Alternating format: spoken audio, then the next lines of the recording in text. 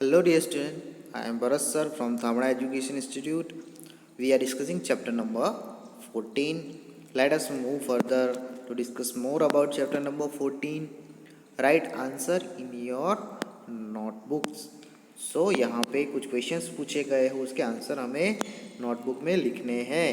So here around 4 or 5 questions है ना, 4 questions are there which we have to answer.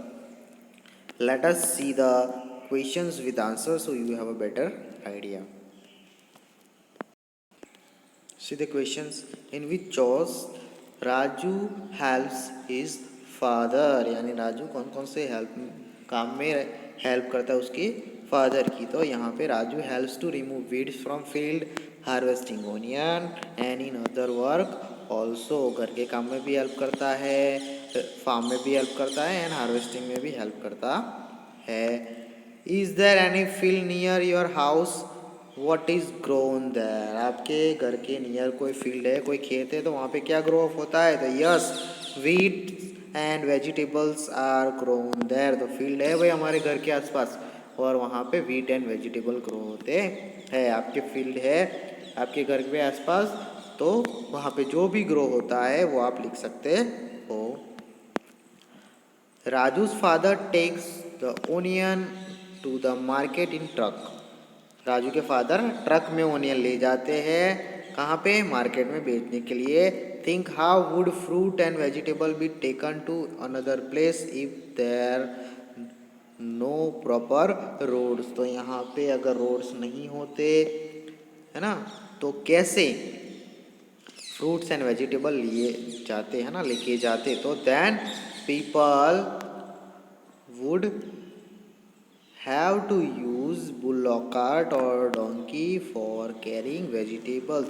तो अगर roads नहीं होते, प्रॉपर सर्विसेज नहीं होती, ट्रक्स एंड ऑल दिस नहीं होता, ट्रांसपोर्ट नहीं होता, तो क्या यूज़ करते? बुलॉक कार्ट है, कैमल कार्ट भी यूज़ कर सकते हैं और डोंकी के ऊपर जो वेजिटेबल्स है, फ्रूट्स है और अदर ग्रेन्स है वो रख के भी बेचने के लिए ले जाते हैं ना.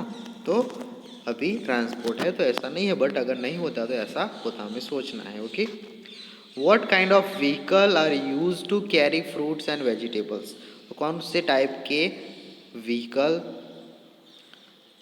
यूज होते थे फ्रूट्स एंड वेजिटेबल कैरी करने के लिए? Draw picture on one of this vehicle in your notebook. तो एक पिक्चर ड्रॉ करना है ना व्हीकल का. तो ऐसा व्हीकल होता है जो यूज़ होता है फ्रूट्स एंड वेजिटेबल का. आप ट्रक का करना चाहो तो भी कर सकते हो, ट्रक से उसमें vehicle, it is a vehicle. Okay, so अभी वो ज़्यादातर यूज़ होता है, ट्रक्स होते हैं वो ज़्यादा यूज़ होते हैं, but before few time this kind of vehicle are used, जब ऐसे ट्रांसपोर्टेशन नहीं थे. Find out and write. Okay, so यहाँ पे हमें फाइंड आउट करना है ना राइट करना है, बट बिफोर वी मूव हमें इंस्ट्रक्शन रीड कर देनी चाहिए. Given here are picture of some tools used by Raju's family. तो राजू की फैमिली जो यूज़ करती है ये पिक्चर्स में जो टूल है वो यहाँ पे है. टूल्स यानी साधन, इंस्ट्रूमेंट जो खेती में यूज़ होते हैं राजू की फैमिली के द्वारा. Write the names of tools, पे नाम लिखने हैं. Also write what are this called in your area.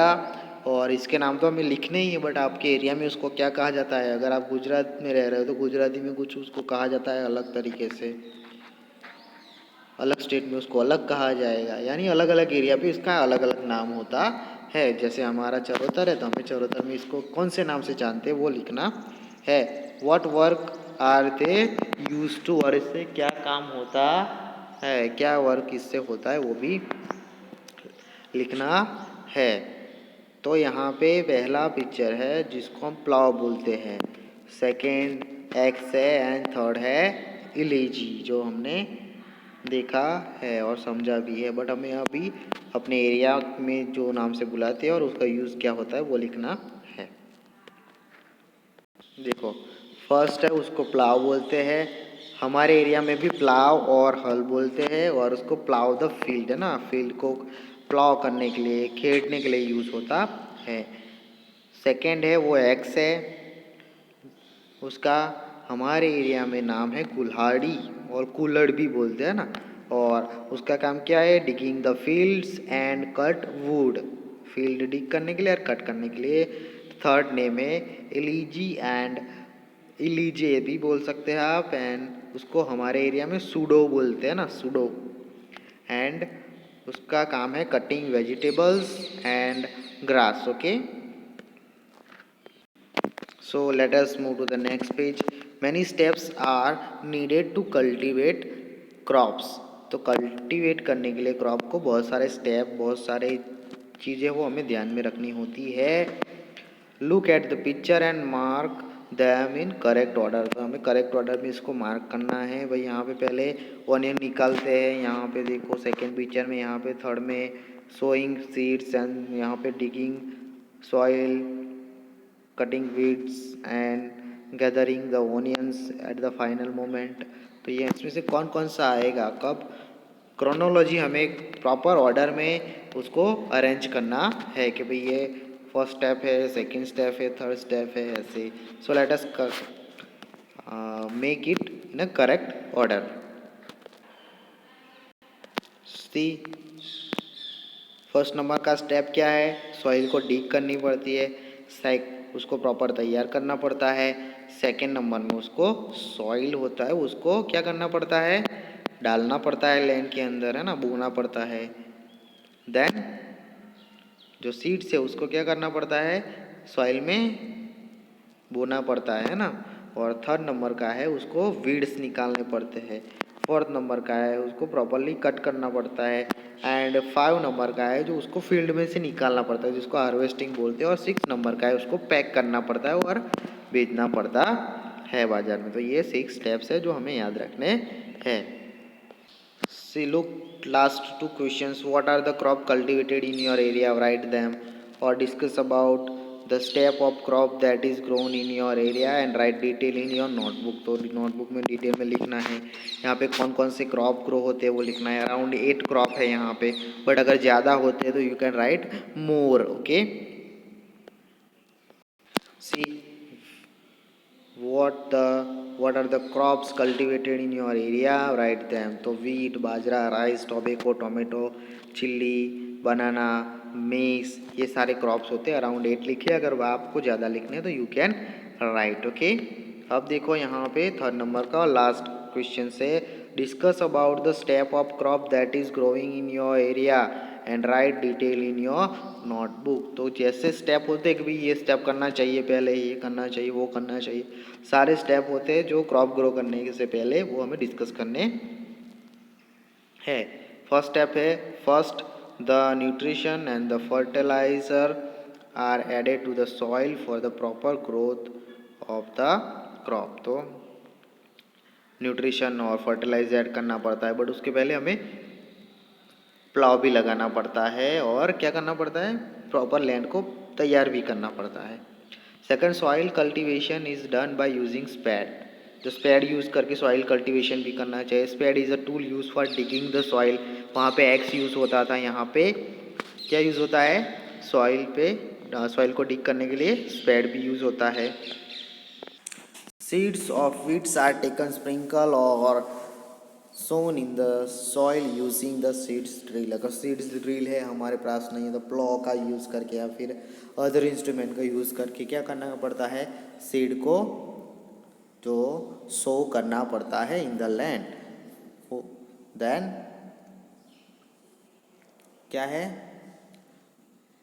Wheat seeds are the sufficient cover with the soil to prevent them from drying. Drying हो जाएगी। देखो वीट, यहाँ पे हमें वीट की खेती कर रहे हैं ना, वीट गेहूँ की, तो उसके सीड्स सब डालते हैं तो उसको देखना है कि हमें वो कवर हो रहे हैं लैंड से या फिर नहीं हो रहे हैं। अगर नहीं हो रहा है तो फिर वो ड्राई हो जाएंगे। फिर the seeds are the properly irrigated. उसको इरीगेट करना पड़ता है 2 टाइम 3 टाइम 4 टाइम, जितने भी पानी रिक्वायर्ड होता है उसको इरीगेशन मीन्स पानी देना पड़ता है ना उसको। Weeds that grown along with the wheat plants are removed because they are unwanted plants and can harm the yield of the crops. तो यहाँ पे वीड होता है, जो मैंने बोला घास, जो एक्स्ट्रा घास उगता है, ग्रास जो एक्स्ट्रा ग्रास ग्रो होता है उसको हमें निकाल देना चाहिए, क्योंकि वो प्रॉपरली डेवलप्ड नहीं होने देता है जो हमारे प्लांट्स है उसको। Harvesting is done by using combined, a tool used to separate the kernel seeds of weeds from the other plants material. Okay, तो यहाँ पे कंबाइन है या फिर उसको थ्रेसर भी बोलते हैं ना, थ्रेसर, तो उससे हार्वेस्टिंग होना चाहिए, या फिर सिक्कल से उसको काटते हैं पहले, उसके बाद हार्वेस्टिंग करते हैं। सो यहाँ पे बहुत सारी टेक्नोलॉजी डेवलप हो गई है, तो आप यहाँ पे खुद के आंसर भी लिख सकते हो। Okay, and it is not necessary that sir has told you that you have to write. Okay, तो यहाँ पे आप खुद से सोच के भी लिख सकते हो। यहाँ पे डिक्लेमेर में लिखा है कि भाई this is a sample answer, the answer may vary from student to student. Okay, और different from student to student, है ना, अलग अलग भी हो सकता है, तो it is acceptable. Okay, so यहाँ पे आंसर है वो एक्सेप्टेबल है, तो आप दूसरे आंसर भी लिख सकते हैं according to your point of view. Okay, so I hope you understood the lesson.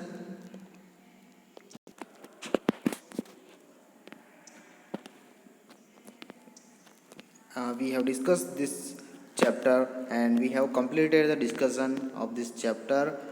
I hope you understood.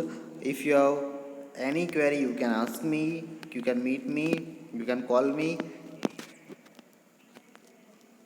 and we complete or conclude our video here. Next and remaining things of chapter 15 we will start chapter number 15 from next video. Thank you.